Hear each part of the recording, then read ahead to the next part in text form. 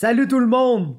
On est de retour sur le podcast cette semaine et on finit notre tour d'horizon du BTC 9 with our homie, James Clarke, the champion. What's up, man? Not much, man. It's an honor to finally get talking to you. Man, I'm really happy that I get to talk to you too, cause I gotta say it, man. As soon as I saw your first TKO fight, bro, you became one of my favorite fighters, man. I was like, this guy is so fucking crazy, man. He's got some work to do. He's young in his career, but he's gonna become like one of the most exciting prospects. And I think like we're really getting to see everything like pan out as it was supposed to. Right about now, man, you finally, after your last fight, finally having a winning record, winning a belt. And fuck, man, now you're on your way to great things, and you'll be one of the headliners of that BTC 9 card. You'll be defending your belt, so I wanted to talk about that fight and lots of stuff with you, but how's it going, man? Hey, man, it's like you said, it's the plan is finally starting to come together. I like to think I'm one of the humble guys in the game. I'm grateful for the opportunities that MMA's given me. Like I said, I've had 15 amateur fights. I'm one of the guys actually that's put in. Some might say I put in a little bit too much work in the amateur scene, but I did my fair share growing up there too. I didn't expect to end up with a 1-3 record as a pro. I thought I was going to jump onto the scene a little bit quicker, but hey, it's all part of the plan, right? Sometimes you need to get humbled once or twice more. So, I mean, it's an honor to be fighting under Jesse Ronson now. So, I'm the co-main, and what a great event to have as well, right? Jesse Ronson's actually he's one of the guys I look up to in the game. I remember when I lost to James Mancini, I won't say too much because sometimes I say too much, but he gave me some words of encouragement. So it's an honor to be co-main to that guy, right? Yeah, I'm excited, man. I got a tough fight in front of me though. That's all I'm concerned about. I'm gonna put it on the line for you guys, man. That's how we do it. We put it all on the line, and I'm ready to put on a show, man. Of course. Can you just move a little bit to the left? Just a little, yeah. Amazing. Yeah. Because I had like a button and it was right in the middle of your face. So I saw everything except for your face, but now I got you. We're in business and it's awesome. Before we get to speak about this fight, I really wanted to speak about the experience you just had in Singapore, because that felt like it was a great time, and you were there with great people. I know Maddie Poulain is awesome fucking guy, Jesse Brockman too, so just speak about that experience. What was it like for you to be able to represent Canada in this tournament? Oh man, it was incredible. It was everything I thought it was going to be and more. It took me out of my comfort zone in a lot of ways. See, what was unique about that is I had to make fight weight. I didn't know that that's 100%. They called it the whole time. They called it a hydrated weigh-in. They were calling it. So I did my research on because it was basically a tryout for one championship, right? The winner gets a $100,000 contract with one FC over 5-fight deal, right? So that's what I was going for, and if you brought up my very first pro debut for TKO, and I was pretty, just to touch on that real quick, I was almost famous for what I said on the mic after. The UFC actually shared it. Just quit smoking 6 weeks ago. Well, what I was talking about was cigarettes. I went my whole amateur career smoking cigarettes. I had 15 fights. I went 13-2. The only 2 losses being to Louis Jourdain. I fought Louis Jourdain for my debut. My coach didn't want to tell me that he was 5-0. I didn't know he was 5-0, but it doesn't matter. because he didn't know we didn't have a relationship. We met each other about 2 months before that. And I tapped him out, and he knew I was a killer, and so he threw me in there, which I'm so glad he did, because I got humbled right off the bat meeting someone like Louis, right? And then my other loss being to Tony Laramie, and then it was pretty much a clean slate for me in the amateurs. So I smoked cigarettes the whole time, though. But so anyway, I said on the mic, just quit smoking 6 weeks ago, bitches, or whatever, and the UFC shared it, and I was I was almost noticed more for my personality then, and not my skill.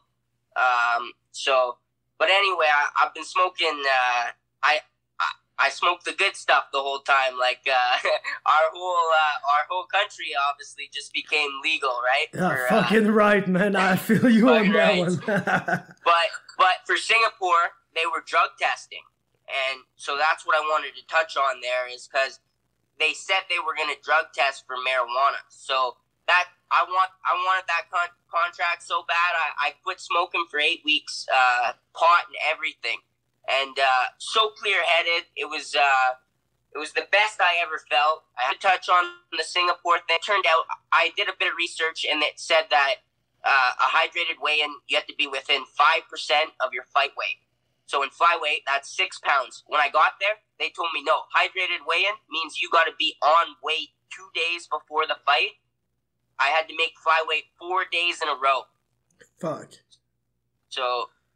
yeah, my last amateur fight, I was cutting 18 pounds of water weight back then. So, and I was eating pizza. I had to learn the hard way in everything I did. I've never taken the right team.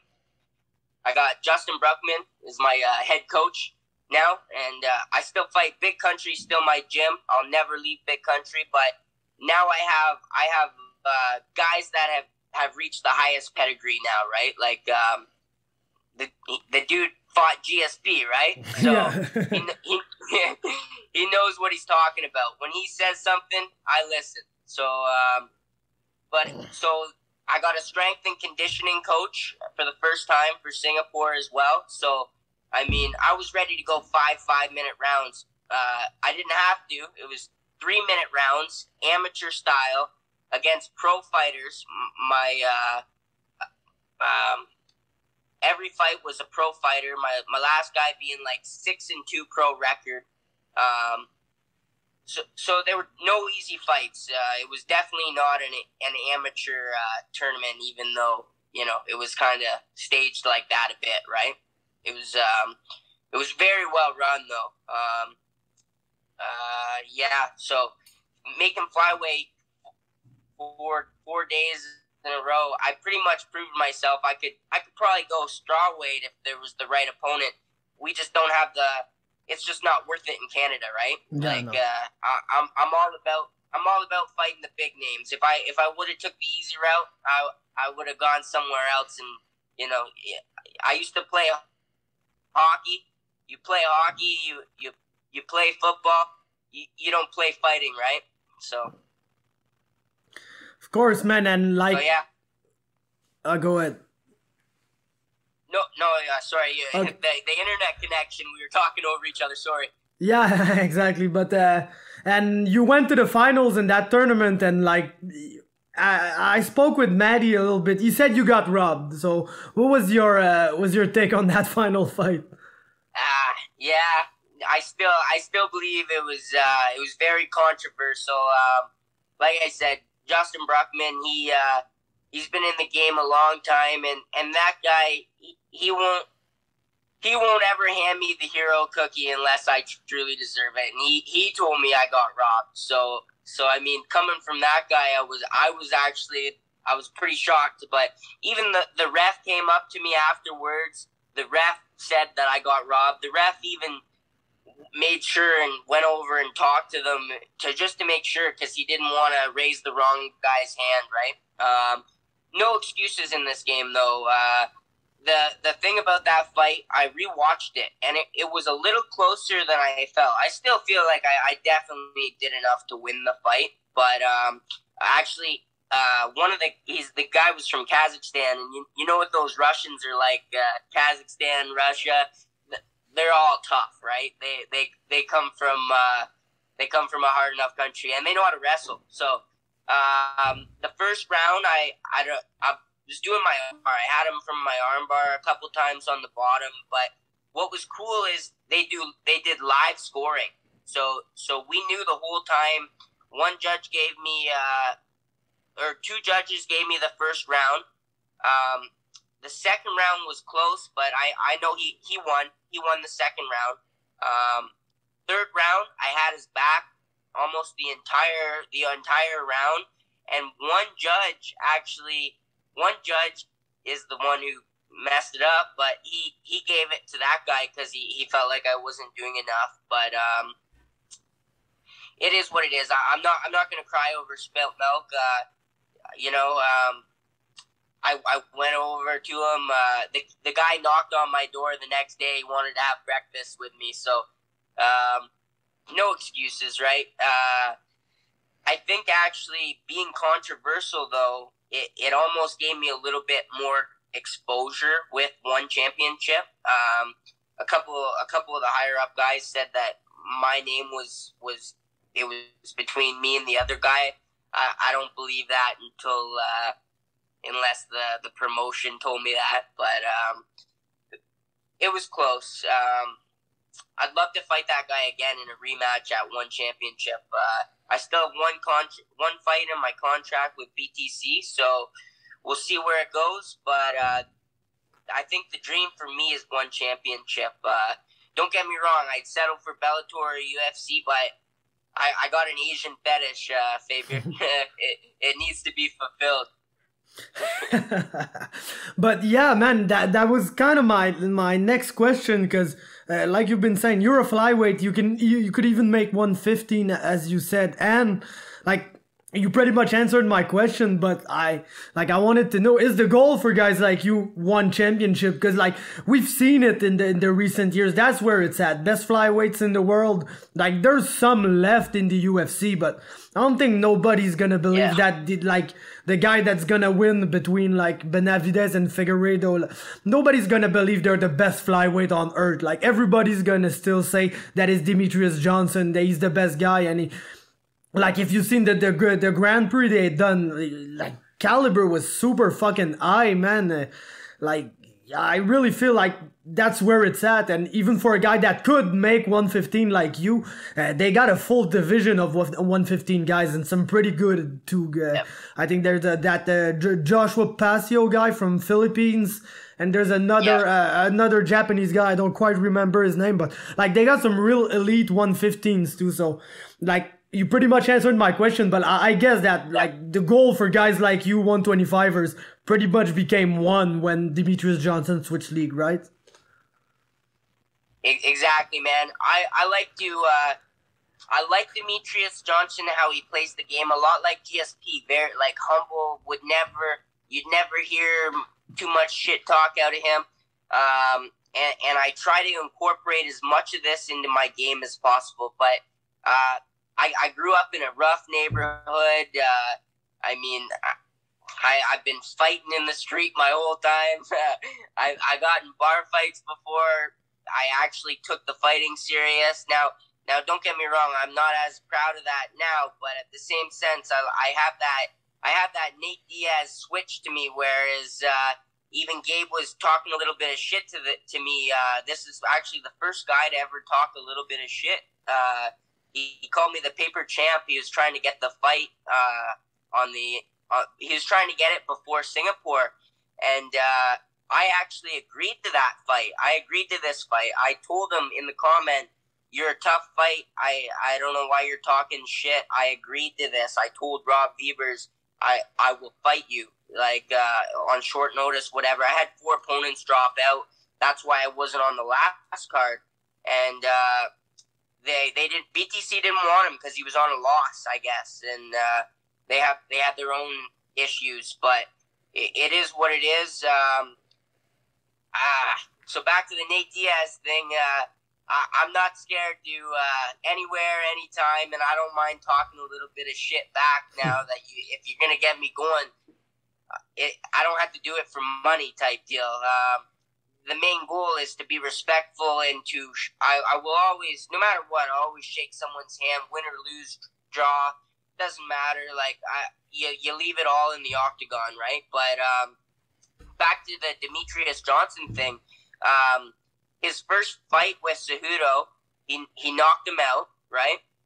And then the second one, very close. You could give that fight to anybody, right? The second fight, I mean, Cejudo was, in my eyes, he was lucky to get that because look at GSP and Hendricks. I still think GSP won that fight, but controversies everywhere in the game, right? So if you don't finish the fight, to me, that's just a win in MMA. That's not a win for a fight. To me, you gotta make me quit, or we can just keep going. Unless it was so decisive, right? Like if you won every round, okay, maybe you shouldn't get a rematch or whatever. But you can't go. I wouldn't go around acting like I just killed, like I dethroned somebody. You know. The dude said he was gonna save the flyweight division. It blows my mind that like how he acted. Like he didn't save shit. But it's all part of the game. Back to the strawweight thing, though. The rules, I don't know if you follow it that much, but now just what I did in Singapore 4 days in a row, like I weighed in at a hydrated weigh-in, right? That's how the strawweight division works now. You weigh in at 125, but they do a hydration test. So the strawweights are really, you could basically call them flyweighted, right? Like the exact same thing I just did. I like to always, I feel that I'm always in the gym training. I never get too carried away. I never embrace a win or a loss too much. I always go back, and there's always more work to be done. But I blew up to 159 after Singapore. I didn't know you can gain 35 pounds in a month and a half, but we went back to intermittent fasting and low carb diet and everything, and I'm right back on track now for flyweight. I've never missed weight in 27 fights. I don't plan on doing it now, especially after making flyweight 4 days in a row and then that. But that's one advantage I feel I'm going to have against Gabe. He fought flyweight his debut. He beat Keegan Oliver. My old training partner, Derek Manchild, fought Keegan. Tough kid, actually. He had cancer, I think, a few years back. So hats off to Keegan.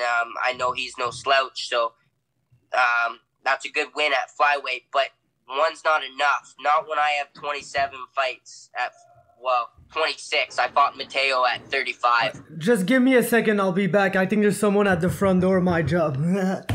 Fucking working at an hotel and the chef just came by and his key's not working, so I had to fucking let him in. Gotta do what you gotta do, man. You're a hard worker by the sounds of it. I don't know how you do nights, man. I couldn't do nights.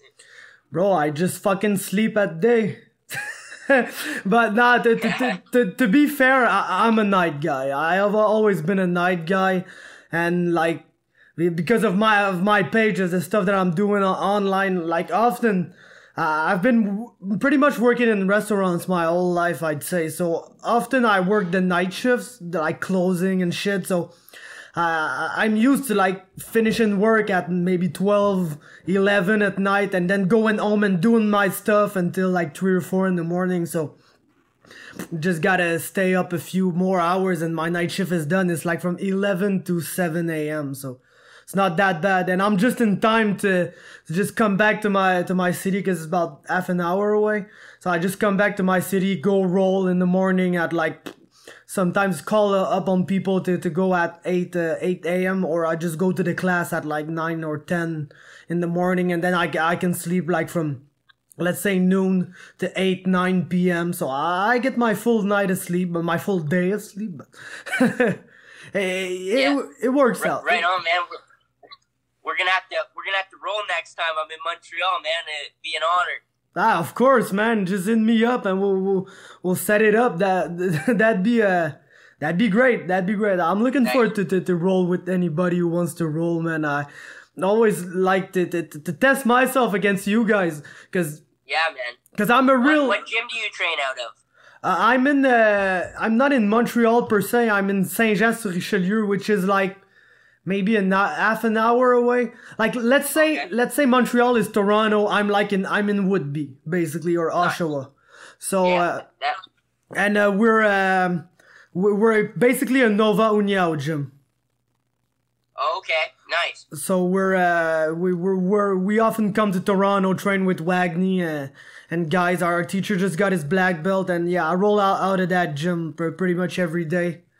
And fuck yeah, because I like to roll with you guys, because I'm a real jiu-jitsu guy. Like I fucking pull guard and shit. I don't like to wrestle that much. I'm a bottom guy. I do. So it's cool to roll with MMA guys, because like most of you guys got like, I know not you though, you're a crazy motherfucker. I've seen you fight and shit, but like most MMA guys, they try to like wrestle, stay on top, like real position based stuff, and I'm like that full and half guarded rolling for knee bars and shit. Nice, man. Yeah. Hey, I don't mind being on my back for as long as it's not too long, because that doesn't score you too many points. I like to. If I'm on my back, you can definitely count on a submission coming up real quick. But because you can lose if it goes the distance, that's when you start losing points, right? A lot of judges see it a little bit different on the bottom, right? But thanks, man. I appreciate it. My style is definitely I like to think it's pretty unique, so I appreciate it. Yeah, of course, but like. I think that's the main thing that defined your TKO fights, basically, is that if you look at your record after TKO, you're like, oh shit, okay, 1-3, that guy's like not that good. But if you looked at your fights, like none of these fights were like washes. None of these fights were like, oh shit, that guy got wrecked, that guy got handled. It's more like you had a complete disregard for the scoring system, and you were just there doing your stuff, and sometimes you were on bottom and you were not scoring, but you were still doing well, you were still trying your stuff. And like looking at the fights, they were all really close, they were all really competitive, but like in the end you lost them because you probably just didn't give a single fuck about that scoring system, and you were just doing your stuff. So, but it's great to have seen that adjustment for you two in your fights after, where you've been able to keep more positions, control more on the ground, and go get your stuff, guys. We see you're a real finish oriented fighter. Like either way, you're gonna be looking to end the fight, but I feel like now you're more able to just get a position and work from there, instead of like, man, your first fight you were just jumping on stuff, like basically jumping on stuff from whenever you are, and like it's cool to see, but doesn't work out that well in MMA. So like now we're starting with you to find a real middle ground between being a crazy ass action grappler and a guy who can win some fights by being an action grappler. I appreciate that, man. Hey, you're one of the best analysts in the game.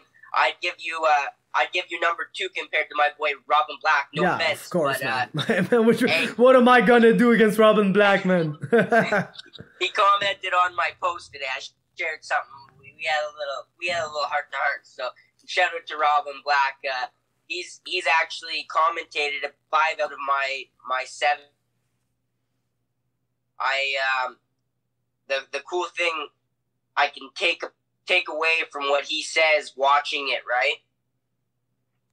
Yeah, and like Robin Black is like, if like we exclude Canada, it's fucking top 5 analysts like in the world, basically. Like This guy, like, even the best promotions, like, they call upon him to analyze their fights and do like his little breakdown that he does with fucking arrows and shit on the board. He's amazing. I really love speaking with him too at the events when I get to see him. He's one of my guys too. He's a very cool guy too. And like real fucking passionate guy. Like you can speak MMA with this guy for hours and hours and he's always got something to say, something to add. And it's always intelligent. You can always like you say, reflect upon that and say, oh shit, that thing he said like was real intelligent and you can apply that to your game and like improve because of him basically. Yeah. Yeah, exactly, right? He's like another coach almost when it comes down to watching your own fights, right? You can see, okay, I did this or I did this, and it all starts the puzzles start to go together, right? And you end up with a beautiful picture. But actually, some of his latest work, I don't know if you followed his Lethway trip over to Myanmar. Yeah. He commented my shout out to my boy Dave Leduc. Actually, I've been to Thailand 3 times, and my very first year, Dave Leduc was my. I've never met him in Canada, but I see him every time I go down to Tiger Muay Thai, and I've had a personal with him and stuff. Actually, I did a little personal before the Jordan Graham fight with him.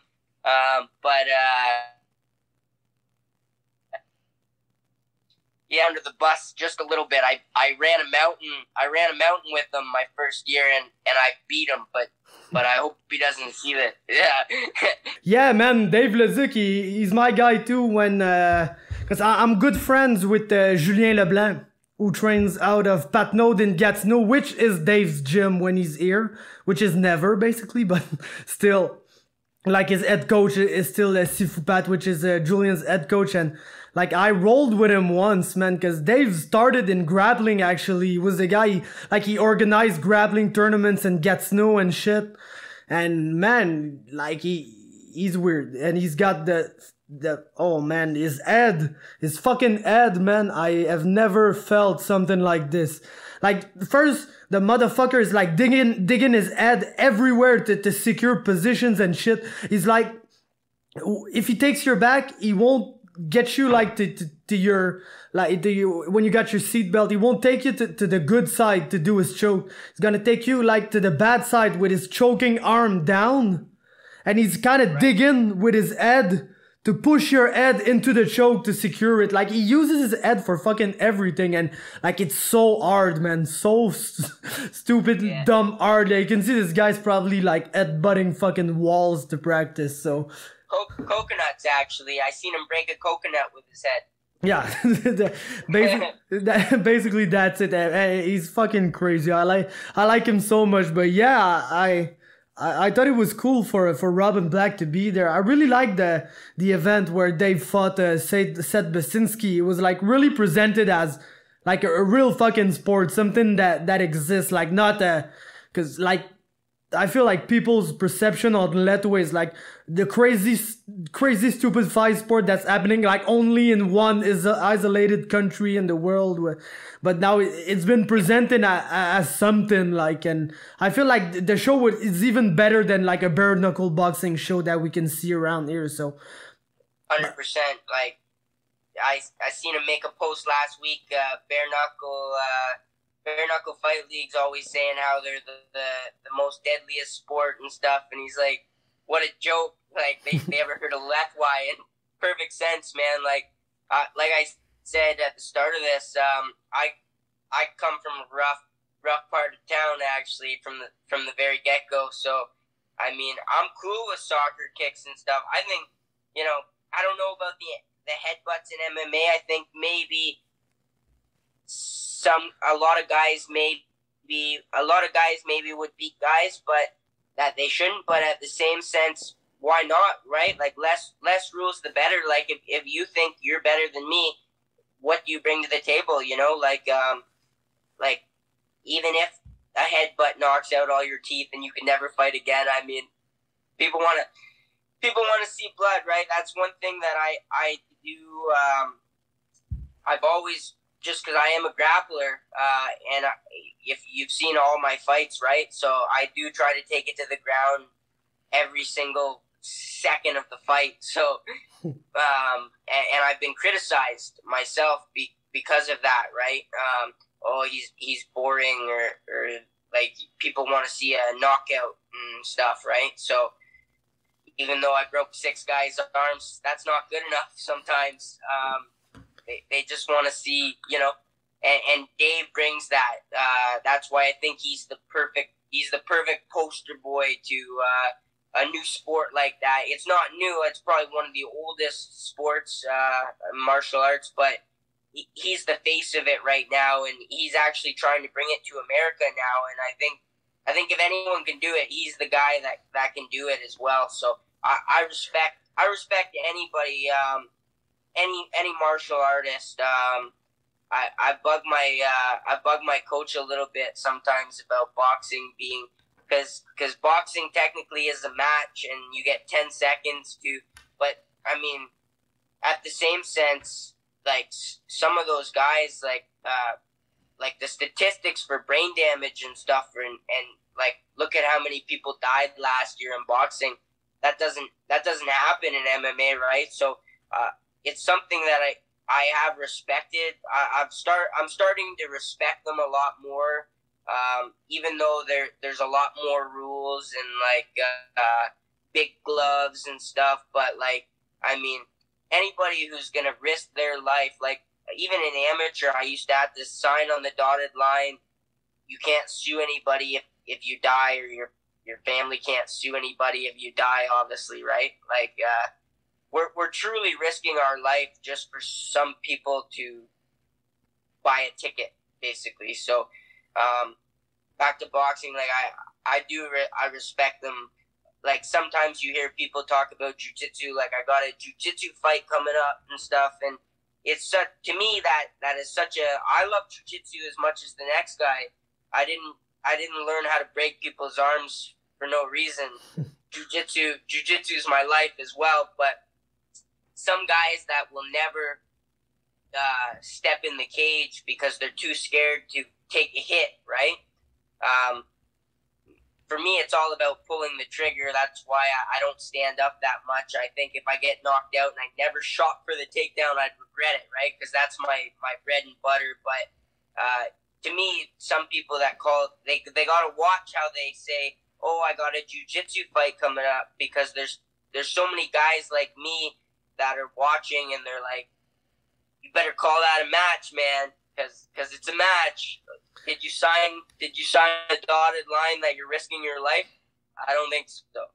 Yeah, no, I'm absolutely with you, because like I do jiu-jitsu matches at amateur show, MFLs and Fight Quest and all these shits.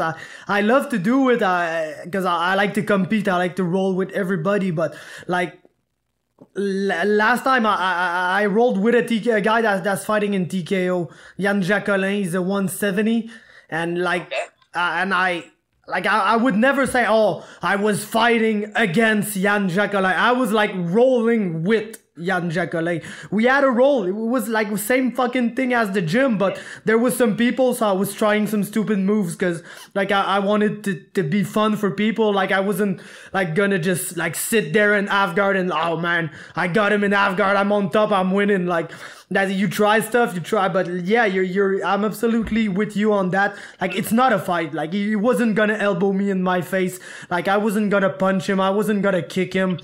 Like, we weren't getting hurt in that fight. Nobody was gonna get hurt. If he had me in a heel hook, I would have tapped, man. I wouldn't have, like, popped my fucking knee. Because, like, I was feeling like Superman or shit. Like, it's a match, man.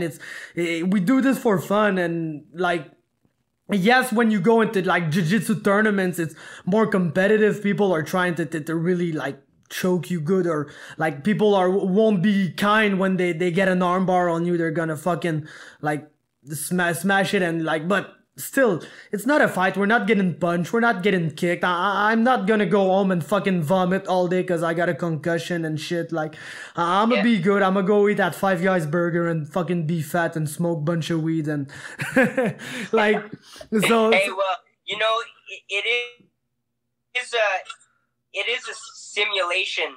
It's a simulation of death. A lot of times, I've been put to sleep 5 times in my jiu-jitsu training. So, and I'll be honest, 4 of them are gi chokes. Loop choke. I pass the guard, and my brain doesn't register. I think of it like a guillotine. Oh, I'm past your guard. I can't tap to that because I'm past his guard. But a loop choke with the gi, it tricks MMA guys like me because I'm tough. I'll go to sleep, but I'll tap to the guy. Like if he's got me dead to rights, but I think of it like a guillotine a lot of the times, and I've been put to sleep. So jiu-jitsu can be a simulation of death. Like don't get me wrong, most of these jiu-jitsu guys that caught me, they could have caught me in an MMA cage if they had a big enough sack, you know. So, but it's a different game, and I just think sometimes they don't understand that if they're on their Facebook posts and they're like, I got to fight and this and that, how many real fighters that put it on the line are pissed off because it is a disrespect with it, and most people. They just don't understand, right? So I don't blame them, but as soon as they have enough education, they gotta kind of realize, you know. And I used to look at boxing a lot like that too, because you know, like if you're getting hit, then you get 10 seconds, and then I don't know about you, but like sometimes when I get hit in sparring or something. If I got 10 seconds, I'm pretty clear-headed after that 10 seconds. Let's go another 20 rounds, you know. But so that's why I've always looked at it like a match, and to me, mixed martial arts, it's the closest thing to a fight, you know. If you're fighting for your life, that's a fight, you know. To me, so that's why I fell in love with MMA, and I might not be much of a striker.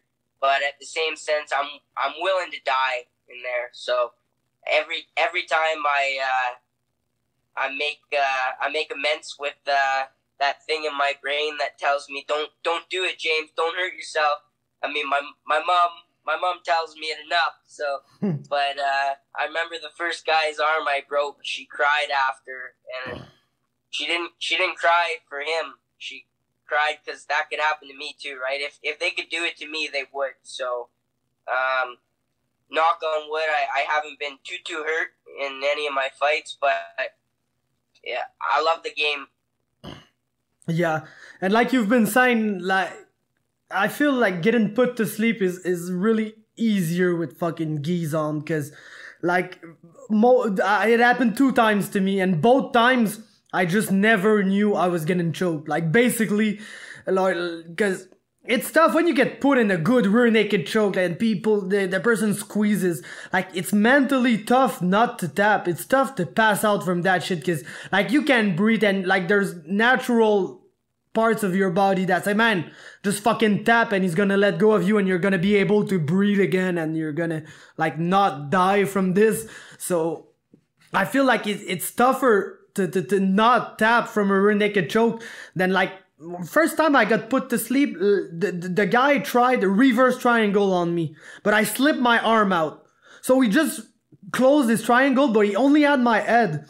So I was like, yeah, like I can't breathe good right now, but it's not a triangle, man. He doesn't have one of my arms. Got my both arms free. He's only have my head. So like I was just fighting, defending, trying to not get choked, and he just took my leg and fucking squeezed it, and he passed me out because like I never knew I was like basically in a choke. And another time the same thing, but with the gi and fucking lapels everywhere, and like at a point I was just like it was getting tight, and okay, I need to defend. And as I was saying I need to defend, I just woke up and I was like, oh fuck, okay, what happened? So Yeah. so I feel you on that, like gi chokes, like loop chokes, shit like that. Sometimes you don't know you're getting choked, and you're like, I'm gonna fight through this, I'm gonna pass the guard, I'm gonna do this, I'm gonna do that, and by the time you're trying to do the steps you're trying to do, man, you're just sleeping and fuck. Yeah. But like I don't know what getting knocked out feels like, but man, I am so scared of getting knocked out. That's why I wrestle so much in my MMA, because if I was gonna stand there and brawl with somebody, I do it, and I'm okay at striking in sparring, but sparring is much different. When you get in there, I constantly think, and I'll throw strikes. Don't get me wrong, I'll throw some strikes, but I always gotta bring it to I gotta at least try to bring it to the ground in the first round, because to me, if I don't take the shot and I get knocked out for the first time, which hasn't happened yet in 27 fights, I don't know if I can live with that, you know. So it's something we're constantly working on. I gotta pull that trigger to compete with these guys. I have to be able to imply it in my game a bit anyway. That's why I don't favor my ground game in my training. I'm always sparring Jordan Graham. I sparred Jordan Graham actually after we fought. We sparred before Singapore actually. We did a little stand up. So, and he told me I had a nice jab. So thanks, Jordan. But he's a good dude. I wish he'd fight again still, because you know, he was great, man. He was super great. Everybody wants the rematch, right? So, but at the same sense, he's a good dude. They constantly ask me to fight Tony again too, which, hey, all of these fights could happen again. But I'm not one of those guys that I don't hunt for rematches. Don't get me wrong, I want to fight anybody who beat my ass for sure, but at the same sense, I'm not going to go out of my way to I'm just going to put it on the line against whoever wants it. It turns out Gabe wants it next, so that's who's getting it. You know, we're gonna put it on the line, and we're gonna see who's the better man that night. That doesn't matter. You know, you could be the best one night, you could be the best one night. Doesn't matter. But we train to beat. If you're a real fighter, you gotta train to beat someone on your worst day, right? So that's look at it. Just 100% effort all day. I plan on sprinting with this guy for 5-minute rounds. If I don't get the finish right away, I'm gonna still be hunting that finish in the 5th round. And I got a strength and conditioning coach now, so I mean, you're gonna see a whole different Suplex Kid. I didn't get to really showcase it in Singapore. I did all right in Singapore. Don't get me wrong. Like I said, the finals was controversial, but they were 3-minute rounds. It was kind of cool to have a little taste of an amateur rule set again, even though they were pro fighters on an amateur level, and there was nobody in the crowd. I don't need a crowd. If anything, it was all fighters that were the crowd. There was something like 500 fighters in the building. So the crowd is all fighters. So, I mean, you're not trying to impress nobody but yourself, right? And whether there's 10,000 people screaming my name or 10,000 people booing me, I'm ready. I'm ready to put it on the line every single second of that fight. Great. And I think that's what's going to show. I just wanted to touch on one thing. Like, yeah, go ahead. I don't mind. I have my weaknesses. He has his weaknesses. I think I'm a better wrestler. I think our jiu-jitsu's even. He uses his striking a little bit more in his fights. To me, it doesn't mean he's a better striker one bit. But one thing I know for sure, I got a bigger heart than this kid. So that's one thing that's going to show. He's going to fade in the later rounds if it goes that far. And I'm just going to bring him into deep waters and try and drown him. Basically, that was my last question. I was like, what are we expecting from this fight? But you just answered it, so we're gonna be looking forward to that one for sure. Personally, I hope you guys just fucking grapple for 5 rounds. Like that's me. But like, man, he's a black belt. You're probably one of the best grapplers on the Canadian MMA circuit, and by far, I must say so. That's what I want to see. That would. But man, if you come out and you're just like outstriking the shit out of him, that I'll be super happy too. Cause I always like to see like evolution from fighters. I'm really interested in prospects and like how fighters develop. How much time does it take typically for a fighter to come from like debuting pro fighter to like UFC or bigger promotion level fighter to elite level fighter? So to see evolution in people's game, that's always what you want to see. So I'll be happy either way. But man, if you guys just put on a 25-minute grapple fest, that's gonna be my shit, and that's gonna be my fight of the night for sure if that happens. So well, Faber, I can promise you one thing. If I come out and I establish that jab and I got a mean overhand right too, I can promise you one thing. There's going to be a takedown every fucking round of this fight. Whether it's one round and done or five 5-minute rounds, you're going to see a takedown every fight. Hey, he might pop back up right off the bat. I might pop back up right off the bat. But the one thing I'm good at is scrambling. So whether or not, like I said, like I'll throw up submissions all day on the bottom, but at the same sense, I know I can scramble like the best of them too. So he doesn't take a step back, I don't take a step back. We're gonna go head to head, and we're gonna see who's the bigger man. Like, and I ain't talking about size. Man, I'm gonna let you go on that. We've done quite a long time, almost 50 minutes. So I guess we've got a full episode there. No need to interview nobody else for next week. You're on, James Clarke. That was amazing, my man. Thanks a lot. And fuck, man, just hit me up whenever you want to do this. There's always a place for you on the podcast. Hey, much respect, Faber. Actually, my mother's last name is Arsenal, so I'm actually a bit French myself. I don't speak a word of it. Your English is much better than mine. Very, very good, actually. I love to follow your stuff, and thank you for the shout outs, giving me 10th fighter of the year. It means the world to a kid who came from nothing and got to this point. So this guy called me the paper champ. I don't fight for paper. We're fighting for blood, sweat, and tears. I hope you're ready, Gabe. Hey, that's a pleasure, man. You're my man, James Clarke. Thanks a lot. Thank you, bro. Bye.